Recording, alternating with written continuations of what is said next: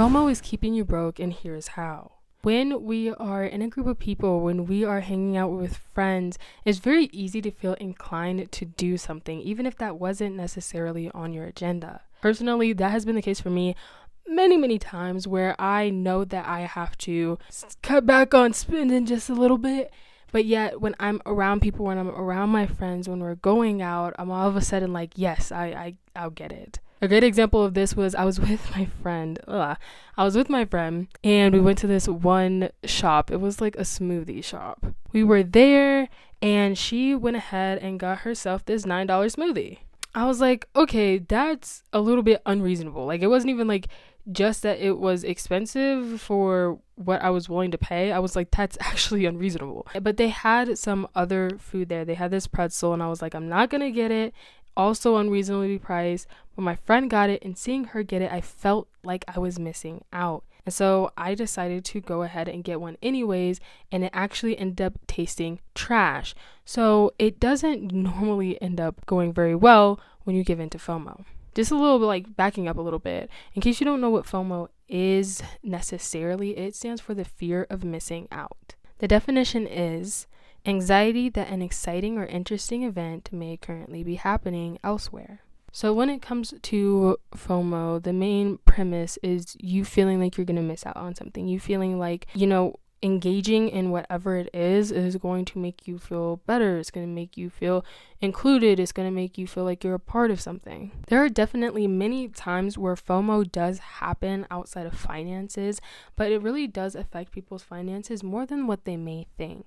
When you have a goal for the things that you want to save, when you have a goal for the things that you want to accomplish, when you have a goal for the things that you want to make happen in your life, but you have this fear of FOMO, it comes out in multiple ways. One, again, is the direct, I'm spending money because the people around me are spending money. And over a period of time, yes, this can definitely add up and you could have used that money for something else. But this can also directly hurt. If you're trying to actively save money for something, let's say that you are starting a business, for example, and you need to save X amount of dollars, you can easily end up not saving any of that money or barely any of it through just spending it all through going out.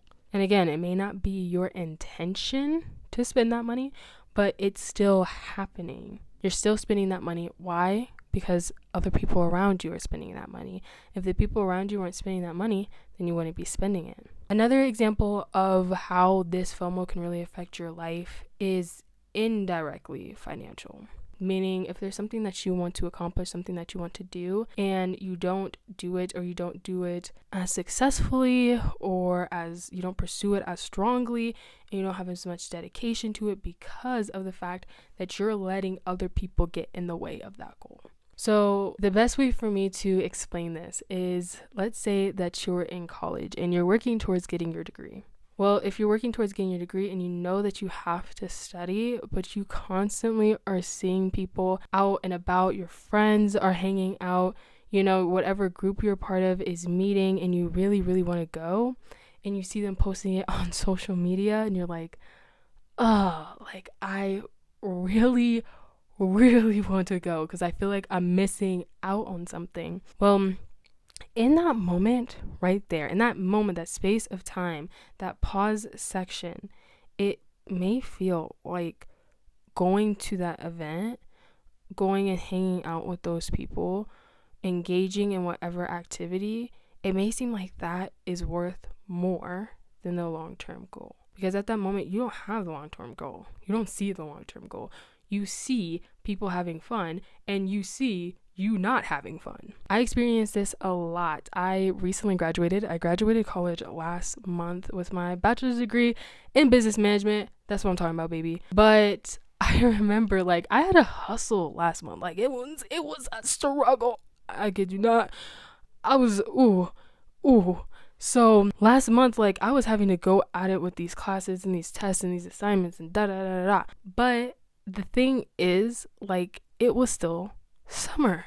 I was doing college all the way through the summer, and I was constantly seeing people going out and having fun, and I'm like, oh, how I wish that was me right now. And I especially, I realized that feeling when it was last month. I was bombarded with classes. I was bombarded with finals. And I find out that there was like this whole camping trip that happened. And someone had sent me the details for it. I just never saw it because I was focused on doing schoolwork. And when I heard about this camping trip that they were actively on, I was like, wow. Like it felt like true FOMO, true sorrow. I was like, whoa. Oh, like it did something. Like that one hit different than any other time. So when I'm saying all these things, I'm not saying it coming from a space of like, I don't know, I can't relate, I got it going on. No, I have definitely struggled with this so many times, even to this day, of trying to manage hanging out with people and achieving my goal. When it comes to realistically looking at like, yes, please go out sometimes, like give yourself a mental break. I'm not saying to never spend money when you're out with your friends. I'm not saying to never spend time with your friends in the first place. I'm just saying to create barriers, create lines, have a very clear, distinct boundary for yourself that you are not going to cross. So if you're going to hang out with friends, then make sure that when you're hanging out with friends, you create a specific time. You're like, okay, I'm going to hang out with my friends once a week. It may hurt to look at my phone and see them. Honestly, I would suggest just for you not to go on social media, because that degree that you're getting right now, let's even say that you're in law school, baby cakes. If you are hanging out with your friends instead of being in law school and doing your work, that's costing you millions. If you're, hanging out with your friends instead of working on your business could take an extra 2 years to get off the ground and start making you the money. And even in that time, you could have given up. Why? Because you didn't see the success that you wanted to see in the time frame that you wanted to see it. And maybe you didn't see it within that time frame because you, my friend, were doing other things. Why? Because you were enticed to by FOMO.